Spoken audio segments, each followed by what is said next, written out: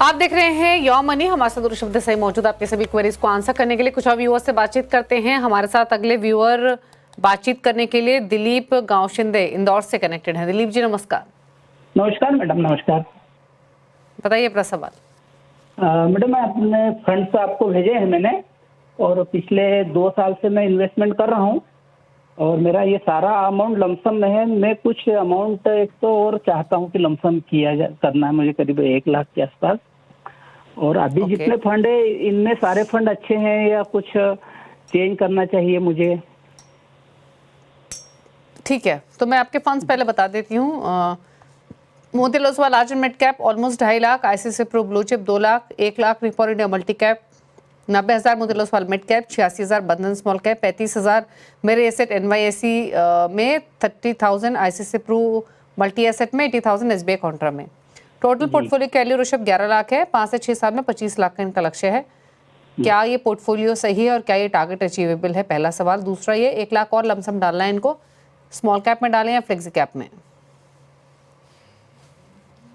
दीपाली जी, पहले तो उनका portfolio very high risk category में बैठता है क्योंकि काफी सारे फंड्स उनके मिड एंड स्मॉल कैप के भी और एंड ओवरऑल अंडरलाइनिंग एक्सपोजर भी काफी मिड एंड स्मॉल कैप के तरफ टिल्ट हो रहा है। देखिए, मैं बहुत सिंपली पुट करता हूं, अगर आपके पास 5 साल का समय है, 5 या बहुत बहुत 6 साल का समय है, तो आपको pure mid and small cap में इन्वेस्टमेंट नहीं करना चाहिए क्योंकि pure mid and small cap काफी वॉलेटाइल भी होते हैं और काफी सिक्लिकल भी होते हैं। अगर आपके पास मिनिमम 7 to 10 ईयर्स का टाइम होराइजन हो तो ही आप mid and small cap, pure mid and small cap में आप हैवी एक्सपोजर ले सकते हैं। This is number 1।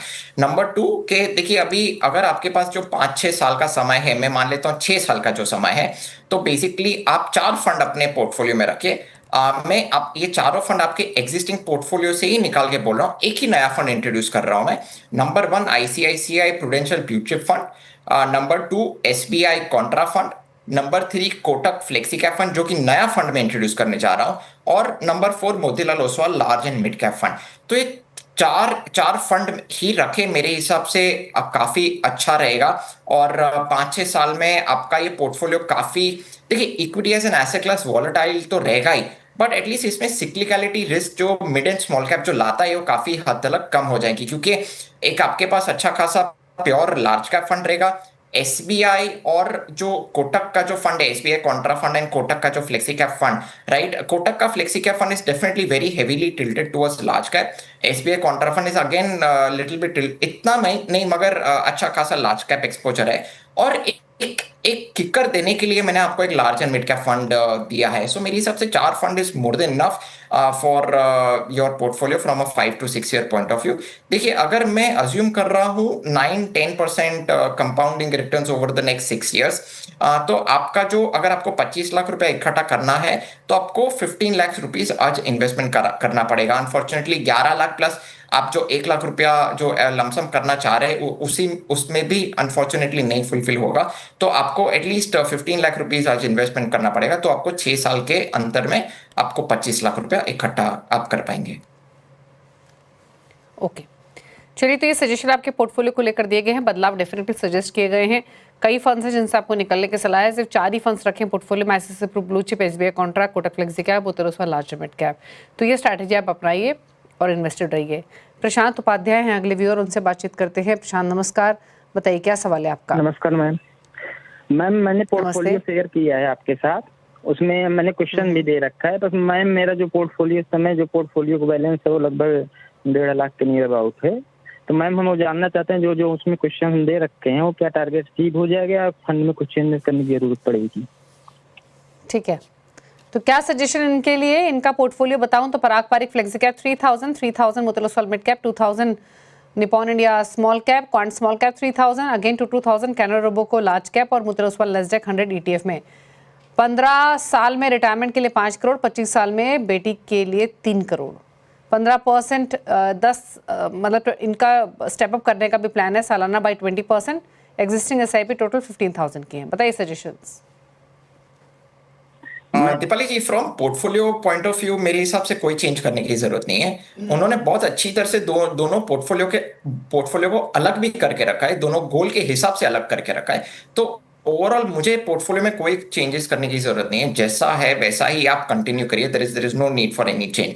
अभी जो उनका जो स्टेप अप का मेथोडोलॉजी में करेक्टली समझ रहा हूँ, and the viewer can correct me if I am wrong, कि 20% का SIP step up, annual step up करना चाह रहे हैं 10 साल के लिए, और 10 साल के बाद वो स्टेप अप बंद करके जो लास्ट एसआईपी रहेगा, जो स्टेप अप किया हुआ जो लास्ट एसआईपी रहेगा at the end of the 10th year, वो ही नेक्स्ट 10 इयर्स में या what ever, whether it is 5 years और नेक्स्ट 10 इयर्स, वो करना चाह रहे हैं। Now this is what I understand correctly. अभी मैं अज्यूम कर रहा हूँ 12% compounding returns in equity 30 years के लिए और 25 इयर्स के लिए। जो उनका 30 इयर्स का जो लक्ष्य है उसमें 8,000 की एसआईपी है, और जो 25 साल का जो लक्ष्य है उसमें 7,000 की एसआईपी है। ओके, अगर 20% एनुअल टॉपअप कर रहे हैं फॉर द फर्स्ट 10 इयर्स, और बाकी बाद में उनका जो लास्ट एसआईपी है वो वैसा का वैसा ही कंटिन्यू करते और टॉपअप नहीं करते, तो जो 30 साल का गोल है उसमें वो 7 करोड़ 89 लाख इकट्ठा कर पा रहे हैं, और जो 25 साल का गोल है उसमें 3 करोड़ 70 लाख इकट्ठा कर पा रहे हैं। तो दोनों गोल काफी कंफर्टेबली वो अचीव कर पा रहे हैं दीपाली जी। ओके, चलिए, तो ये रही आपके पोर्टफोलियो पर राय। अकॉर्डिंगली आप फॉलो करें एडवाइस जो ऋषभ ने आपको बताई है। शो को समेटने का वक्त है। थैंक यू ऋषभ शो में आने के लिए और सभी क्वेरीज को इन डिटेल बताने के लिए, उनकी हेल्प करने के लिए। इसी के साथ thank you Rishabh for being on the show. Your money में तो इतना ही। ब्रेक के उस पार आप दूसरी कुछ खबरें देख सकते हैं CNBC आवाज पर, लेकिन ब्रेक में तो जाते जाते हैं ऋषभ के जो टॉप 4 फंड्स हैं वो भी देख सकते हैं, उनको नोट कर लीजिए अगर ऋषभ की चॉइस के हिसाब से पोर्टफोलियो क्रिएट करना चाहते हैं। तो ऋषभ के टॉप 4 फंड्स आपकी स्क्रीन पर। इसी के साथ योर मनी में इतना ही। नमस्कार।